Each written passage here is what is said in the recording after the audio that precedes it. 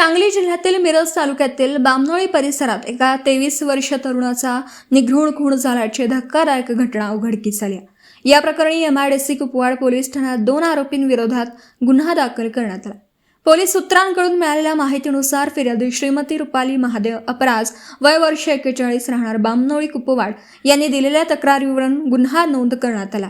मृत युवक सचिन महादेव अपराज वय वर्ष 23 हा फिर्यादी यांचा मुलगा आहे. 6 एप्रिल रोजी सायंकाळी सुमारे 5 वाजण्याच्या सुमारास ही घटना घडली. आरोपी रोहन उर्फ शुभम वाघमोडे वय वर्ष 23 व सुनील राजाराम दुधाळ वय वर्ष 29 दोघेही राहणार बामनोळी परिसर यांनी 4 दिवसांपूर्वी झालेल्या भांडणाच्या रागातून सचिन अपराज याच्यावर हल्ला केला. यावेळी आरोपींनी कुऱ्हाड व फावडासारख्या धारदार हत्यारांनी सचिनच्या डोक्यावर व तोंडावर जोरदार वार केले. यात तो गंभीर जखमी झाला असून त्याचा मृत्यू झाला. या घटनेनंतर परिसरात भीतीचं वातावरण निर्माण झाला. या प्रकरणी MIDC कुपवाड पोलीस ठाण्यात गुन्हा रजिस्टर नंबर 85/2026 अन्वये BNS कलम 103(1) 3-5 प्रमाणे गुन्हा दाखल करण्यात आला. पुढील तपास पोलीस करीत आहेत.